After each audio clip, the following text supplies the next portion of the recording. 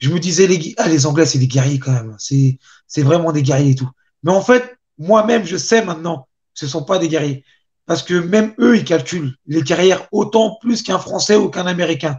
Ils calculent tout. Tout est calculé. C'est-à-dire qu'on vous appelle, on vous dit, est-ce que tu es prêt? Déjà, on vous prévient à la dernière minute. Moi, je dis oui tout le temps. Et on n'a même pas encore parlé bourse. Je leur dis oui pour le défi. Et puis au final, je me rends compte qu'en fait, ils ont toujours trois, quatre bonhommes sous le bras. Et ils vont toujours chercher peut-être le mec qui va leur représenter le moins de risques ou qui va être, voilà, qui va en tout cas, qui va les faire gagner à perdre.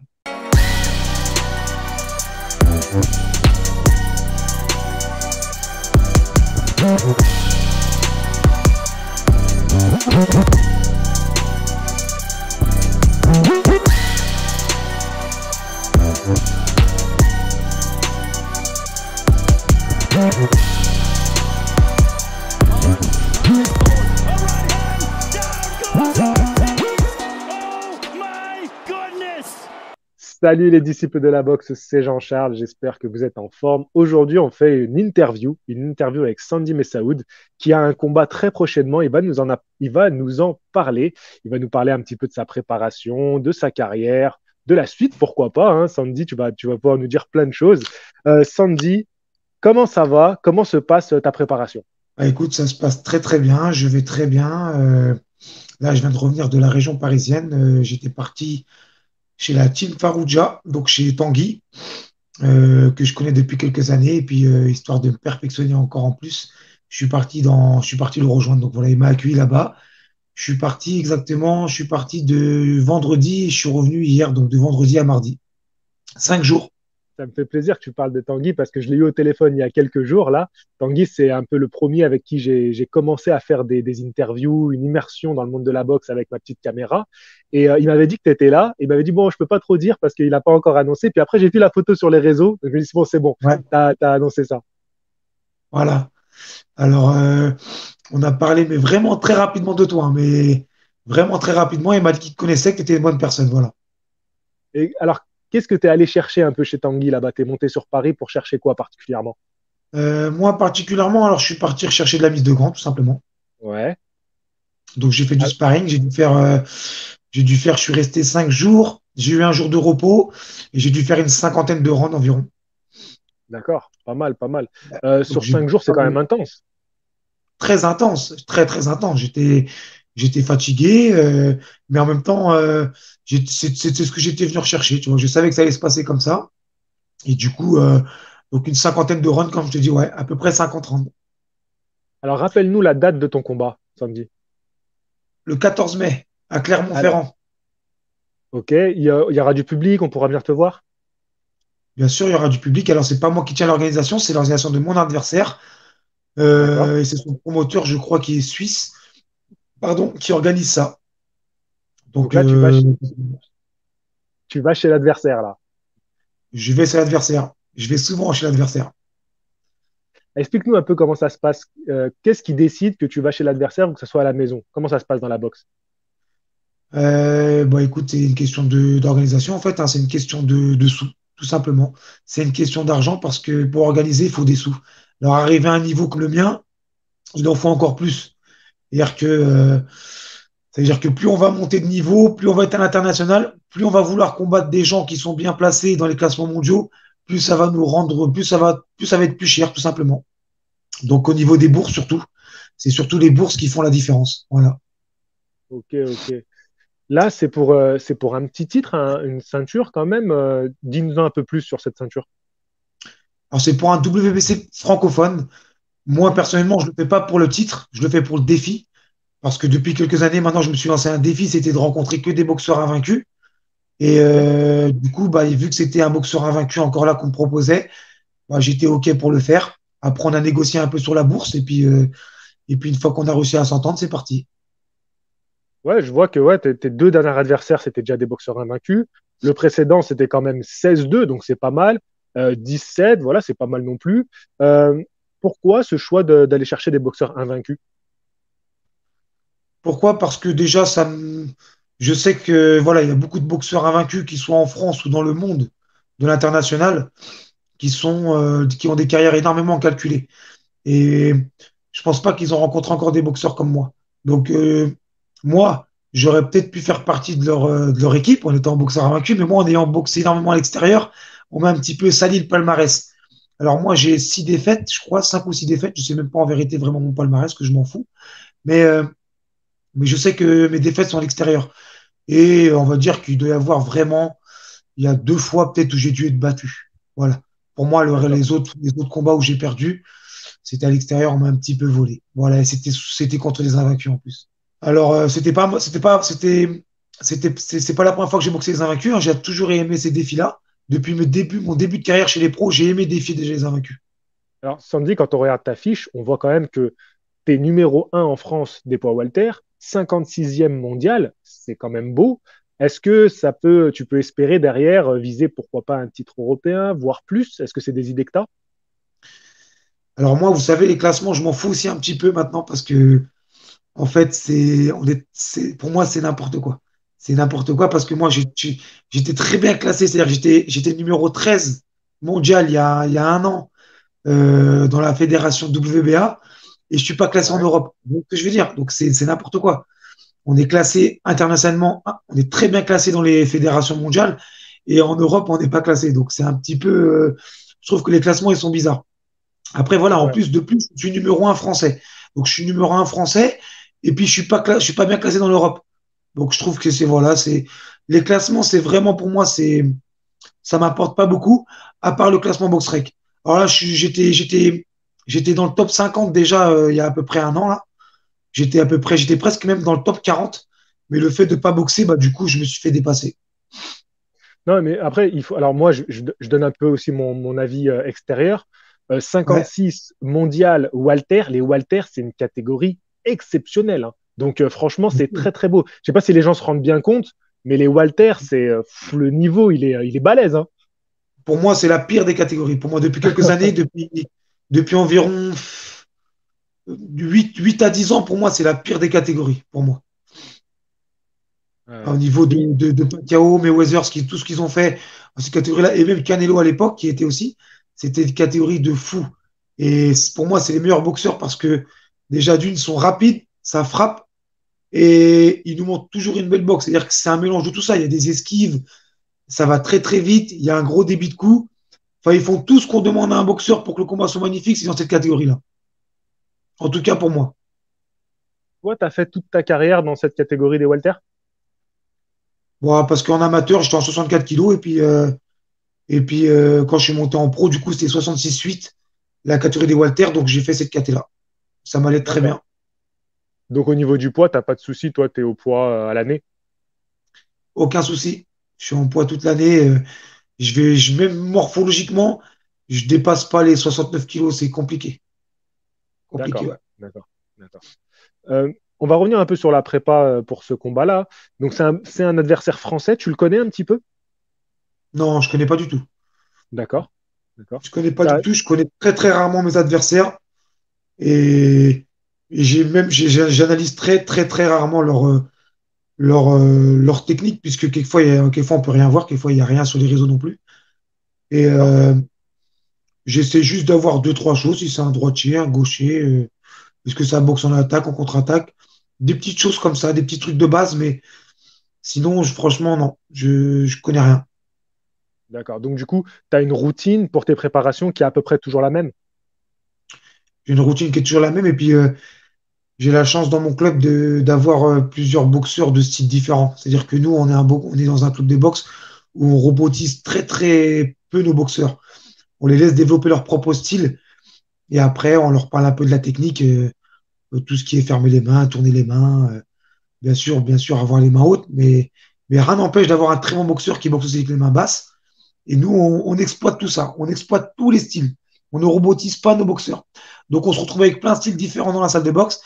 Et c'est ça qui nous intéresse. C'est-à-dire que moi, quand je m'entraîne, très souvent, quand j'ai un adversaire en face de moi, très souvent, c'est déjà une boxe que j'ai déjà vue à l'entraînement.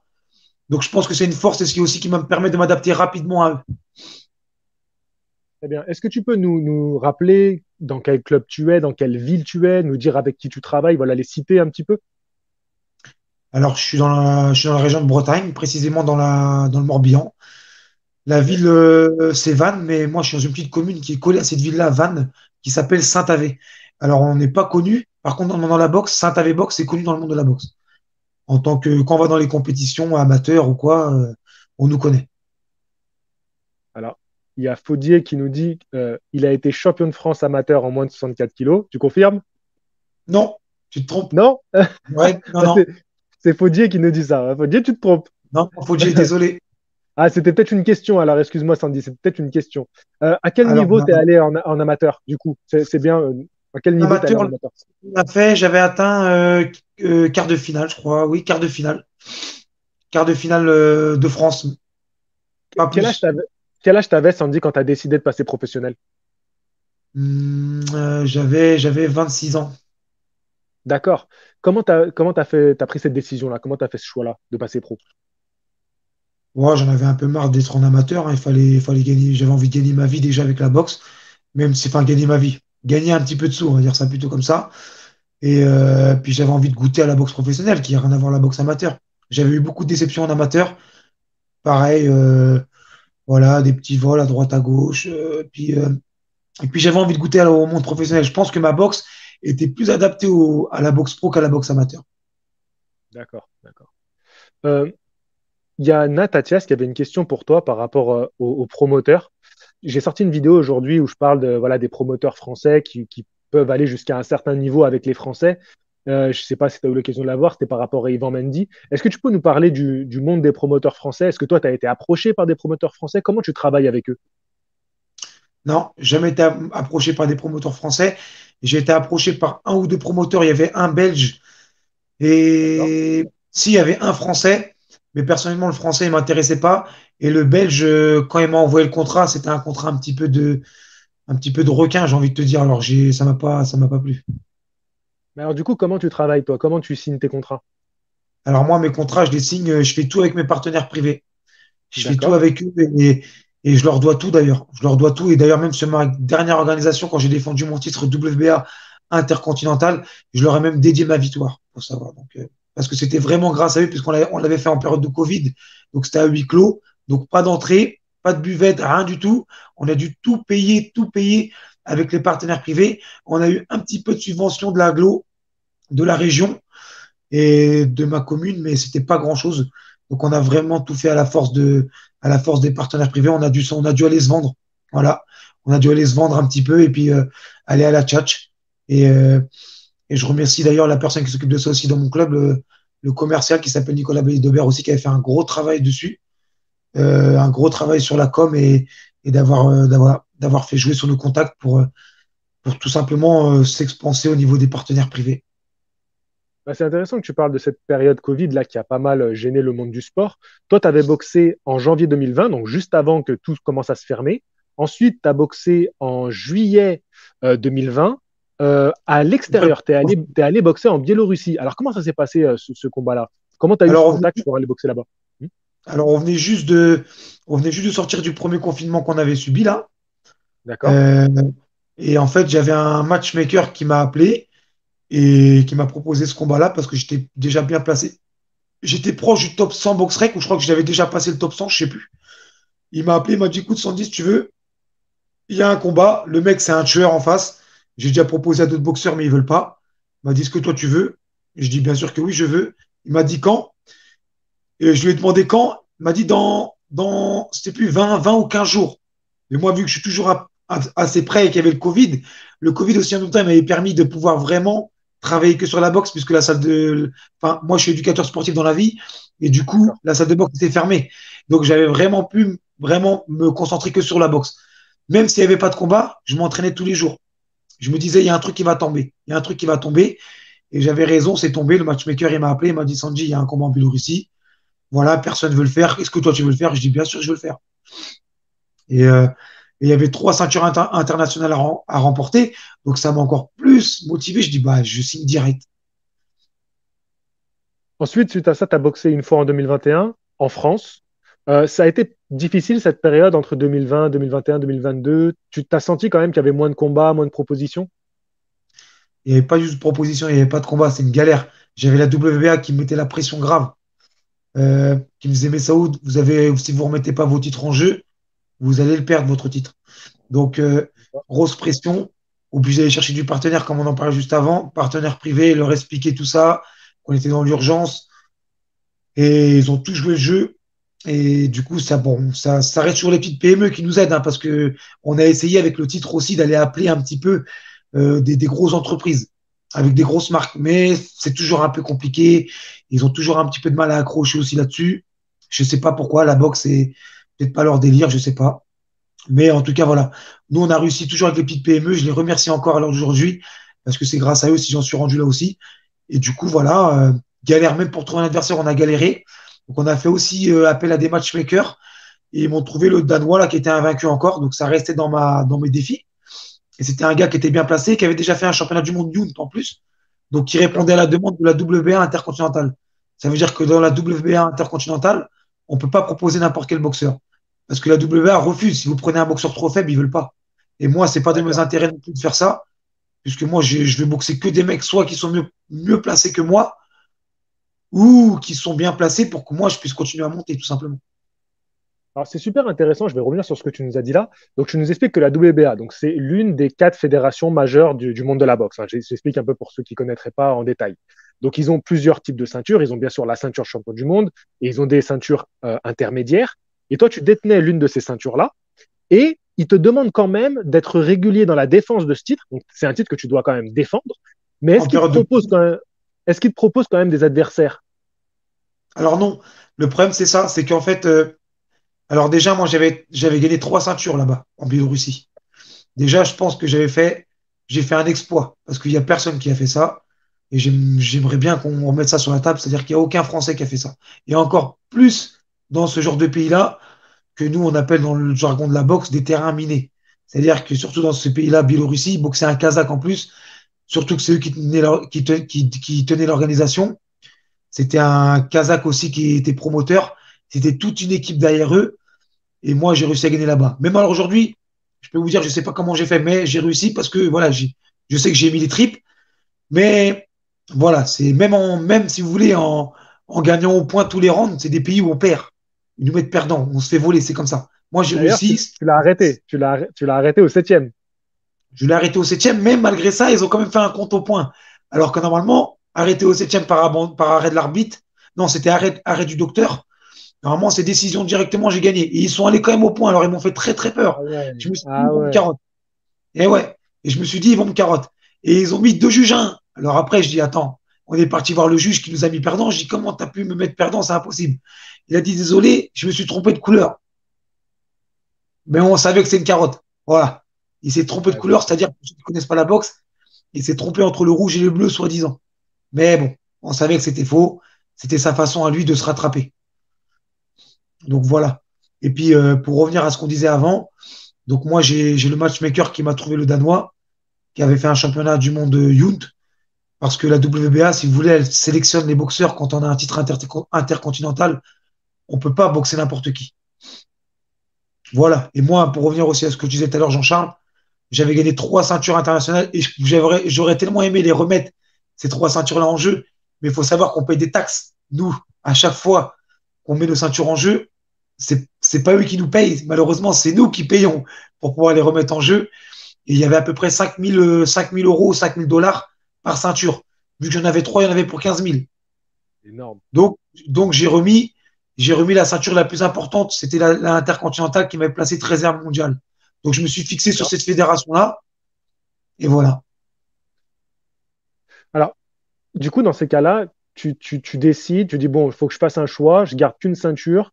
Donc, comment ça se passe concrètement? Tu dis, ben voilà, tu préviens les fédérations. Donc là, je vais préciser, tu avais la WBO orientale, l'IBF australasienne et la Oui. WBA intercontinentale. Donc, pour l'IBF et la WBO, tu leur dis, ben écoutez, moi, la ceinture, je la laisse vacante. Non, non, j'ai rien dit. J'ai rien dit parce que faut rien leur dire. Si on peut essayer j'ai envie de te dire, de gruger quelque chose, c'est-à-dire peut-être que plus tard, eux, ils Ouais, m'auront proposé quelque chose avec ces ceintures-là et que j'aurais pu jouer ouais, dessus. Donc, j'ai rien d'accord. dit. J'ai rien dit, puis j'étais quand même placé, la WBO m'avait placé quand même numéro 15, un truc comme ça aussi, hein. Donc, j'étais placé dans 2 fédérations mondiales. Il y avait que l'IBF, mais pas classé. Il fallait que je remette la ceinture en jeu IBF pour pouvoir être classé au moins. Il fallait au moins la remettre au moins en jeu une fois. Mais je l'ai pas fait, donc j'ai pas été classé en IBF, mais j'avais quand même été classé en WO avec la WO orientale. J'avais été numéro 15 et du coup, je l'ai pas déclaré. On n'a pas déclaré la défense de titre, on l'a jamais fait. Mais à la fin, ils m'ont déclassé au bout de. Ah, ils ont mis quand même du temps, ils ont mis au moins 1 an et demi, je crois, à me déclasser de leur fédération, quelque chose comme ça. Ils ont mis 1 an et demi, je crois. Parce que eux, ils prenaient en compte le Covid. Alors que la WBA, malgré le Covid, ils mettaient la pression. C'est ça la différence. D'accord, d'accord. Euh, Toi, quand tu as gagné ces titres-là, tu aurais attendu un peu plus de reconnaissance du monde de la boxe, un petit peu plus. Tu aurais espéré quand même que ça t'aide à avancer et t'as pas eu ces retours-là? Bien sûr. Je pensais, quand je suis revenu en France, je sais que j'avais claqué tous les scores sur les réseaux. Il y a plein de gens qui parlaient de moi, ouais, il y a un Français qui a gagné 3 ceintures internationales d'un coup. Il les a pris face à un Kazakh. Des trucs, j'étais trop content. Je me disais que ça va appeler au moins, peut-être au moins un promoteur qui va s'intéresser à moi. Mais en fait, non, pas du tout. Pas du tout, Jean-Charles. Pas du tout. Tu vois, j'avais été déçu là-dessus. Et, et, et alors aujourd'hui, je suis toujours déçu. Je suis encore déçu, tu vois. Parce qu'il y a rien pour les boxeurs français, il se passe rien. Il se passe rien, ça avance toujours pas. Moi, j'ai fait un gros exploit. Et je vais pas te mentir, même au niveau des boxeurs français, je trouve que même au niveau des boxeurs, hein, parce qu'ils disent qu'on est une famille, patata, mais moi, je trouve que j'ai très peu de reconnaissance. C'est-à-dire que même les boxeurs d'aujourd'hui qui sont bien classés mondialement, ils sont même pas amis avec moi sur les réseaux. Je pense pas que, alors, peut-être qu'ils me suivent, mais en cachette, je sais pas. Mais en tout cas, moi, il y a jamais personne qui m'a envoyé des messages pour me féliciter. Jamais, même sur Instagram, là, j'ai fait un petit Insta il y a quelques mois parce qu'on m'a dit, Sandy, fais un Insta pour te faire connaître encore un peu plus. J'ai fait Instagram, mais même malgré ça, je vois bien que, je sais pas, les gens, j'attire pas les gens, même les boxeurs, je te dis, de haut niveau, hein, même des anciens d'équipe de France, ils viennent pas vers moi. Ils me parlent pas. Je sais pas pourquoi. T'as pas, tu sais pas à quoi ça serait dû, ça, le fait que bah, en France, malgré que tu aies fait cet exploit-là, derrière, ça bouge pas trop, quoi. Je sais pas, c'est parce qu'ils me respectent pas parce que je suis breton, peut-être, parce que je sais que nous, les boxeurs bretons, voilà, on est un petit peu mis de côté aussi, hein, faut pas se mentir, hein. En Bretagne, la boxe, elle est pas développée comme en Île-de-France ou comme dans le sud de la France, mais pourtant, ils savent qu'il y a des boxeurs de haut niveau en Bretagne, mais tu vois, j'ai l'impression qu'on n'est pas respecté. Alors, je sais pas, ou peut-être que c'est ma tête qui leur revient pas, ou peut-être c'est ma façon de faire aussi qui leur revient pas, je sais pas. Des fois, j'aime bien clasher un petit peu sur les réseaux, mais sans être méchant. Parce que je sais qu'il y a beaucoup de boxeurs français qui se la racontent beaucoup, qui ont des ceintures, mais qui ont boxé que des mecs, que des ceintures vacantes, ou des choses comme ça. Et c'est vrai que des fois, je le dis, moi. Je le dis, et peut-être ça leur plaît pas, je sais pas. Est-ce que je peux me permettre une petite question, Sandy? Tu as dû entendre parler de Bilal Kitou, Oui, qui fait un gros travail sur les réseaux, qui lui aussi a souffert dans le monde de la boxe de pas mal de préjugés, de critiques, voilà, à son encontre, qui s'est je fait te un peu tout prends. seul, Ouais. sur les réseaux, et apparemment il va descendre chez les Walter, donc c'est pour ça que je me permets de te poser la question. Qu'est-ce que tu penses de sa méthode un petit peu de communication? Alors, il y a Shkitou, ouais, qui va descendre chez les Walter. Il y a aussi Sissoko qui descend chez les Walter. Il paraît. C'est vrai. Sissoko aussi, ouais, ouais, c'est vrai, Sissoko aussi décide de descendre. C'est assez typique des Français, ça, au bout d'un certain nombre de combats, de décider de descendre d'une catégorie, alors que les Anglo-Saxons, ils ont plus la technique du cutting et de commencer très bas. Tu as parlé de Canelo, c'est vrai qu'il a fait quelques combats en Walter, ça paraît fou aujourd'hui. Bon, après, très vite, il est passé en super Walter et après, il est monté aujourd'hui, il est jusqu'au super moyen, voire mi-lourd. Donc, chez les pays anglo-saxons, on a cette coutume de commencer très très bas et puis de monter. Et chez les Français, c'est un peu l'inverse. On n'a pas aussi peut-être le savoir-faire pour cutter, tout ça, perdre du poids. Bref, on s'écarte un petit peu du truc. Moi, je parlais plutôt de la communication d'Abilej Kitou et Souleymane Sissoko aussi, qui sont bien mis en avant. Bon, c'est un peu différent, Souleymane Sissoko, parce qu'il a la carrière amateur derrière lui. Mais Bilej Kitou, voilà, comment il s'est construit sur les réseaux. Tu trouves ça intéressant? Je trouve ça pertinent de faire ça? Bien sûr. Bien sûr, parce qu'à l'heure d'aujourd'hui, malheureusement, moi aussi, je le fais. Je me mets dans les réseaux. Pourquoi? Parce que quand on veut s'intéresser à un promoteur, on est obligé de le faire, puisque maintenant, c'est comme ça que ça fonctionne.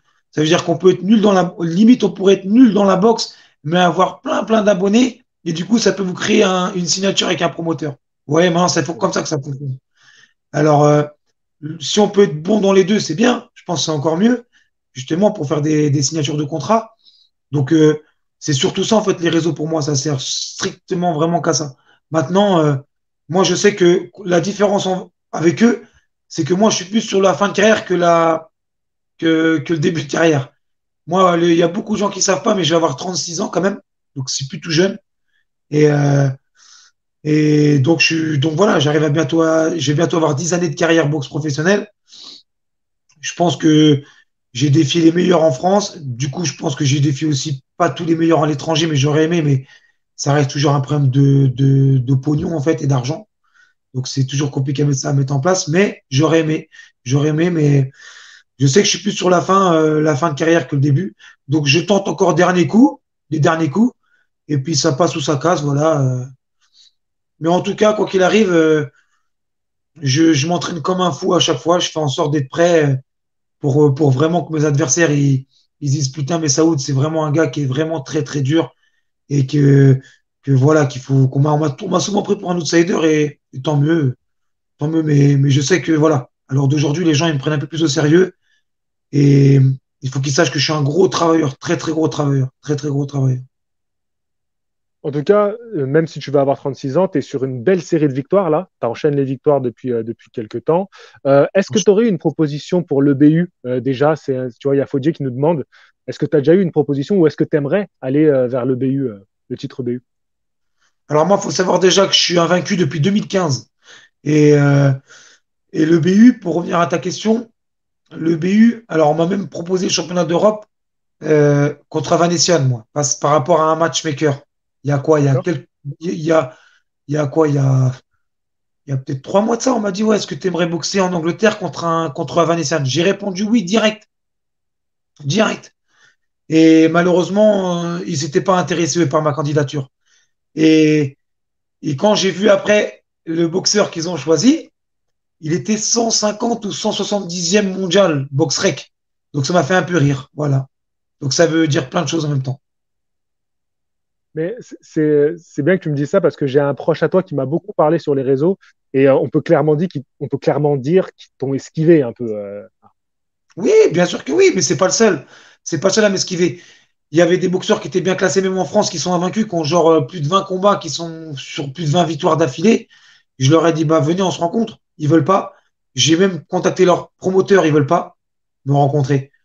Et pourtant, il y a des gens sur les réseaux, même sur Facebook ou quoi, qui disaient, Sanji, ça ferait des super combats si t'affrontais ce mec-là, si t'affrontais ce mec-là. Je dis, bah oui, mais ils veulent pas. Ils veulent pas. Et bien sûr, ils veulent pas, alors sans parler bourse en plus. C'est-à-dire qu'on n'a même pas négocié des bourses encore. Mais ils veulent pas. Donc voilà, ils font partie des gens pour moi qui font partie des carrières calculées et puis qui tuent aussi le monde de la boxe et surtout qui vendent du rêve aux gens. C'est-à-dire qu'ils leur vendent du rêve aux gens. Les gens disent ils sont trop forts, ils sont trop beaux. Mais pour moi, c'est pas vrai. Si tu pourrais lancer un défi à un boxeur voilà, que tu aimerais affronter, tu le lancerais à qui? Bah déjà au champion d'Europe, l'anglais qui est d'origine russe, David Avanesian déjà. Parce que c'est un beau titre quand même, le champion d'Europe, c'est un titre qui est magnifique. Donc je le lance le défi puisque vu que maintenant qu'on est là, qu'on en parle, bah c'est la 6e fois qu'on me propose en 3 ans, je crois à peu près en 3 ans, 3, 4 ans, c'est la 6e fois qu'on me propose de combattre en Angleterre. 6 fois, c'était des invaincus. 6 fois, c'était à la dernière limite. C'est-à-dire, c'était soit 15 jours avant, soit même on m'a déjà fait le coup une semaine avant. Et 6 fois, j'ai accepté. Et 6 fois, c'est tombé à l'eau. Tu vois le truc, Jean-Charles. Donc, ça veut Incroyable. dire qu'au final, moi, à l'époque, à l'époque, quand j'étais pas dans le monde international et dans le monde des classements internationaux, je me disais, les Anglais, c'est des guerriers quand même. C'est vraiment des guerriers et tout. Mais en fait, moi-même, je sais maintenant que ce sont pas des guerriers. Parce que même eux, ils calculent les carrières autant plus qu'un Français ou qu'un Américain. Ils calculent tout. Tout est calculé. C'est-à-dire qu'on vous appelle, on vous dit, est-ce que tu es prêt? Déjà, on vous prévient à la dernière minute. Moi, je dis oui tout le temps. Et on n'a même pas encore parlé bourse. Je leur dis oui pour le défi. Et puis au final, je me rends compte qu'en fait, ils ont toujours trois, quatre bonhommes sous le bras et ils vont toujours chercher peut-être le mec qui va leur représenter le moins de risques ou qui va être, voilà, qui va en tout cas, qui va les faire gagner. à perdre. Mm, mm. Et c'est Ouais, c'est dommage, ça. puisque c'est dommage Mm. parce que je pense qu'en Angleterre, j'aurais pu faire comme Shkitu qui a fait un super combat là-bas, qui a perdu, mais en même temps, il a eu le mérite d'avoir fait un super combat. Alors moi, c'était à peu près la même chose.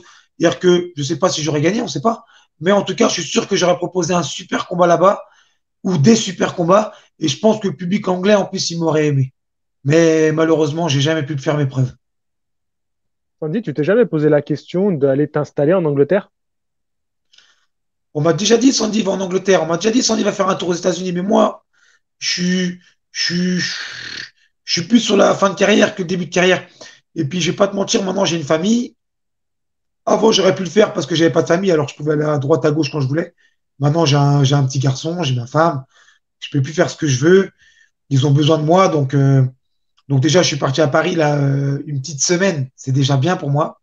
Et, et donc voilà, c'est pour ça que je peux plus me permettre de faire ça. Et puis surtout que c'est toujours une question d'argent aussi, c'est-à-dire qu'arriver sur place, il faut avoir de l'argent, il faut avoir quelqu'un qui vous accueille ou voilà, c'est tout un business. Hein. Faut pas croire les gens qui partent comme ça, ils ont quand même un accompagnement derrière.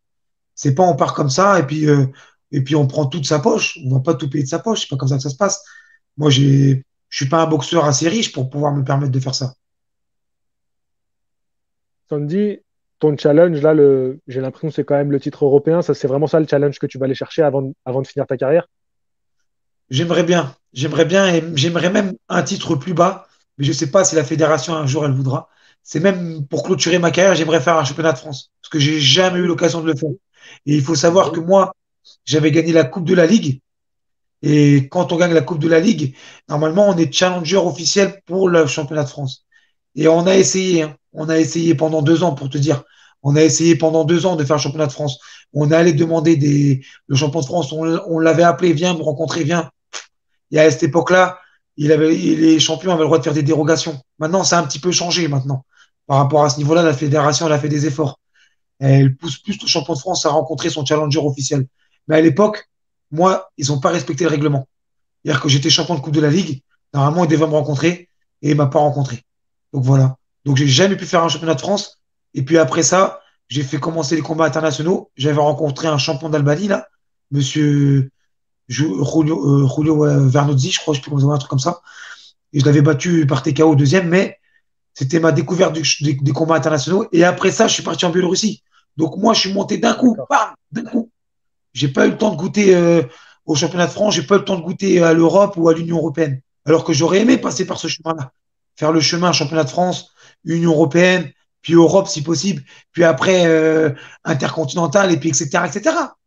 Mais j'ai pas, on m'a pas donné ma chance, malheureusement. Ben écoute, le message est passé. J'espère que tu seras entendu et pourquoi pas que tu auras une chance pour le titre de champion de France. Ça serait beau quand même, je te le souhaite. Et puis derrière, Champion d'Europe européen. avant, championnat d'Europe avant, si c'est possible. Et D'accord. Ah après, oui, là, d'accord. ouais, Là, tu te fixes sur le titre de champion d'Europe et bah, après, je me tu fixe pas, finirais. mais je me fixe pas, mais après tu me poses la question. Si on me Ouais, proposerait le championnat d'Europe, bien sûr, je le ferai en direct. Mais le championnat de France, ça serait pour une fin de carrière. d'accord. D'accord. Très bien. Ok, ok. Ben écoute, je pense que on t'a entendu. Ben, est-ce que ton combat sera retransmis le 14, tu sais ou pas? J'ai reçu un message de Arnaud Romera, le patron de Fat Nation, tout à l'heure en plus, tu vois, qui m'a dit D'accord. que mon combat allait être diffusé sur Fat Nation. Donc voilà. Eh ben, écoute, le message est passé. Comme ça, au moins, tout le monde a les informations pour te suivre et te voir. Ils savent aussi que tu as ouvert un compte Instagram. Donc, allez soutenir Sandy Messaoud sur son compte Instagram. C'est important pour les boxeurs voilà, de montrer qu'ils sont soutenus, qu'ils sont suivis par le public français. C'est important de donner la parole aux boxeurs français aussi, comme Sandy l'a fait aujourd'hui. Ils ont des choses à dire, voilà, ils ont des choses à exprimer, des messages à passer. C'est important aussi pour les jeunes d'entendre des gars comme Sandy qui ont de l'expérience et qui ont vécu des choses. Et puis, ben, on te souhaite le meilleur pour la suite, Sandy. Merci JC, merci à toi aussi, le meilleur pour la suite à toi aussi. Et voilà, et donc ouais, vraiment soutenez-nous. On a vraiment besoin de soutien parce que la boxe, pour moi, elle est en train de décliner en France. C'est-à-dire qu'on est en train de l'enterrer au fur et à mesure. Moi, personnellement, j'arrive sur la fin de carrière, donc ça ne me pose pas de problème. Mais pour les jeunes qui vont arriver, ça va être très, très, très dur. Euh, Tout est calculé, malheureusement, ça aide pas la boxe. Faut un peu que les boxeurs français ils se rendent compte qu'ils n'aient pas peur. Faut pas qu'ils aient peur. Maintenant, il faut aussi qu'il y ait des promoteurs ou au pire des organisateurs qui proposent quand même des bourses correctes. Alors, je dis pas de nous proposer des millions, parce on pourra jamais les avoir, mais proposer des bourses correctes à la valeur du boxeur. Juste ça. Juste ça. Et ça suffira pour peut-être lancer des gars à dire, allez, on va se rencontrer, on va faire l'effort quand même de se rencontrer, et puis voilà, et puis peut-être d'essayer de remplir des salles.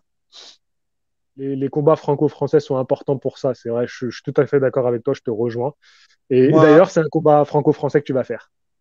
bien sûr, c'est un combat franco-français, et on m'avait déjà dit, il y a quelques années, on m'a dit, Sanji, tu devrais affronter des Français. Et il y avait un mec qui m'avait dit ça sur les réseaux. Je lui avais dit, écoute, toute ma carrière, j'ai affronté des Français, moi. J'avais 19 combats à cette époque-là, j'avais 19 Français. Je lui ai dit, tu me dis d'affronter des Français. Je dis, maintenant, j'ai affronté des mecs à l'international, et il y a que ça qui m'a fait payer, moi. Et c'est quand j'ai battu des mecs internationaux que j'ai pu monter dans les classements mondiaux et que j'ai pu avoir aussi une rémunération correcte. Quand j'ai boxé des boxeurs français, j'en avais 19, j'avais 19 combats, 19 français. Donc ça me faisait rire. Donc on me reprochait ça. Genre, je sais pas si c'était vraiment une reproche, mais en tout cas, on m'avait envoyé des messages comme ça. Alors pour moi, ça m'avait fait rire. J'avais tout simplement répondu à la personne, écoute, t'avais qu'à juste à être là quand je boxais des boxeurs français, tout simplement. Maintenant, il faut être là aussi quand je boxe des boxeurs internationaux, puisque c'est vraiment eux qui m'ont donné à manger et c'est vraiment eux qui m'ont fait monter dans les classements mondiaux. C'est pas les boxeurs français qui m'ont fait monter moi. Et en de plus, à savoir que je suis numéro un français maintenant. Donc ça me servira à quoi de boxer un boxeur français qui est en dessous de moi? Tu vois ce que je veux dire? Il faut que j'aille chercher toujours au-dessus. Je suis toujours allé chercher au-dessus. Et, et vu que je suis en plus, je viens d'une petite salle de boxe où il y a des grands boxeurs, et je viens aussi, j'ai toujours été coaché par un petit entraîneur, mais qui fait des grandes choses. Et on a tout fait à la force du poignet. J'ai tout fait à la force du poignet. Voilà. Maintenant, fin de carrière, on essaie de se donner encore tant qu'on a la santé. Je continue tant que j'ai la santé. Et puis, quand je verrai que ça commence à être dur pour moi, j'arrêterai et puis je serai content de ce que j'ai fait.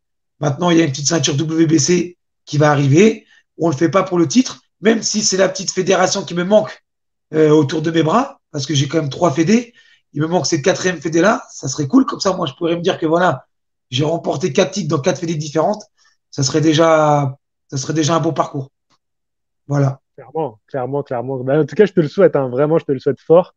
Et bon courage pour la fin de ta préparation. Là, il reste un petit peu plus de 2 semaines. Donc, bon courage à toi. Bon, le poids, ça va, hein, tu as dit que ça allait. Donc, ça déjà, c'est un combat de gagné. Toujours, toujours le poids. Toujours, toujours professionnel, toujours au poids. Et voilà, on essaie d'être pro au maximum. De la balance jusqu'à la fin de combat. Jusqu'au fair play. Grosse force à toi. Je vous dis à la prochaine. Fighting! Fighting, j'y sais. Merci.